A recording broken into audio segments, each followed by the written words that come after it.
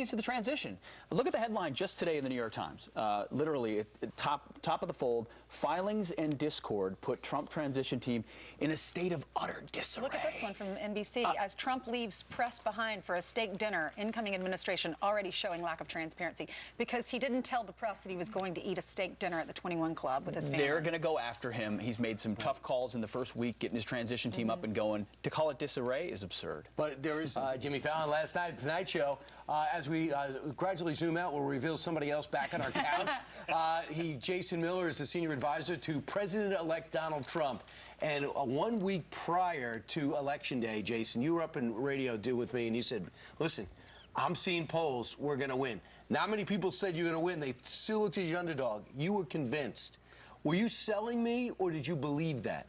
I was looking at the numbers, and what we saw is heading into Election Day that these blue states were moving in President-elect Trump's direction. And this trade message, this jobs message, the overall need for change, what he had been talking about on the trail was exactly what people wanted. And so it may have come as a shock to some of the professional prognosticators, but for us, we saw this coming all along. Interesting. So here we are a week after that, and into the transition. Decisions have been made, changes have been made. You guys are trying to pick a cabinet in due diligence. Yet the New York Times and others are trying to say that it's an utter state of disarray. The New York Times says firing and discord put Trump transition team in a state of disarray in Trump Tower. Give us the real deal. You're behind the curtain. What's happening on the transition right now? Well, the real deal is the president-elect is going to get this right, and he's going to make sure that every single appointment and every single person he puts into key leadership is someone who's absolute top-notch leadership, who has a good track record, is going to help him implement his agenda. And so you can't always believe what you read in the newspapers. Really?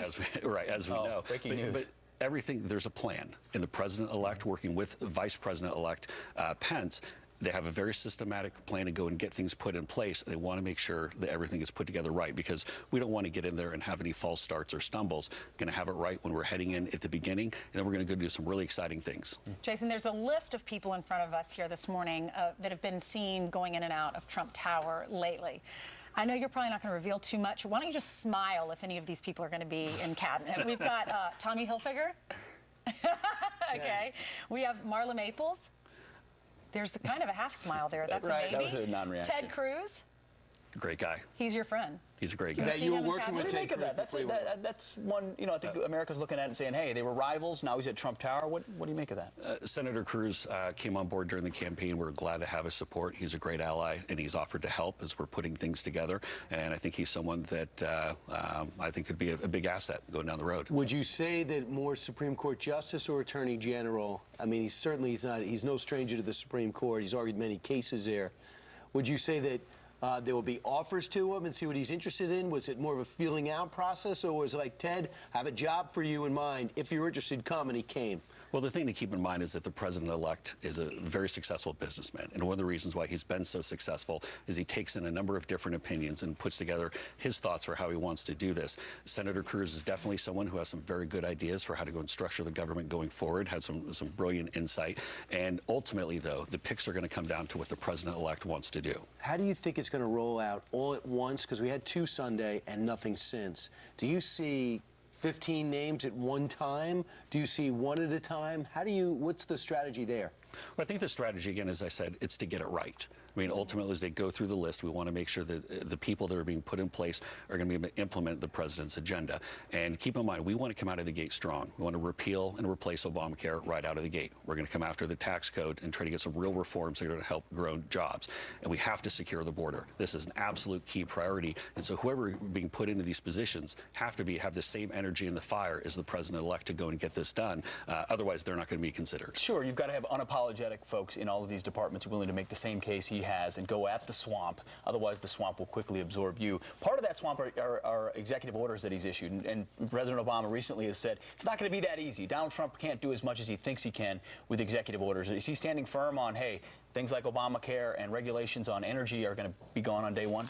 Well, so this is the great thing, is that we have someone like Vice President-elect Pence working with this strong team, our transition team, to go and figure out the best legislative strategy. And you've seen some of these congressional leaders coming into the building, and the president-elect meeting with some of these congressional leaders in Washington. They're already working on these plans, and so we're ready to hit the ground running on day one. And so some of those might be executive orders, some of those might be legislation that they bring up right away, some of them might be a little bit further down the road, but they're going to do everything everything he said on the Jason, campaign huge trail. responsibility for Donald Trump because people have voted, and he has 4 years to change this country for the better, according to the people who voted for him. And the thing to keep in mind with all these people that he's putting in place is that he has the judgment to make sure that the right people are being put in. And I think the American people are going to be very proud with who he picks. I heard that picking the national security team are Pete Hoekstra, Frank Gaffney, Devin Nunes. Are they playing the key role for putting the security team together? There's a big, broad group, and I'd say the key leaders on that are Vice President-elect Pence, as well as our Executive Director, Rick Dearborn, for the transition team. And there are a number of other folks who are helping with it, but it's a big, broad group. Ultimately, it comes down to the President-elect. He'll be the one who ultimately makes all the decisions. You going to stay with the campaign? Whatever the President-elect asks me to do. Going to Washington, you would do it if asked. Whatever he asks me to do, I'm there to I think help. that's a yes. Good answer. Good answer. Thanks, Jason. Jason, thanks a All lot. right, for Jason, being here. congratulations.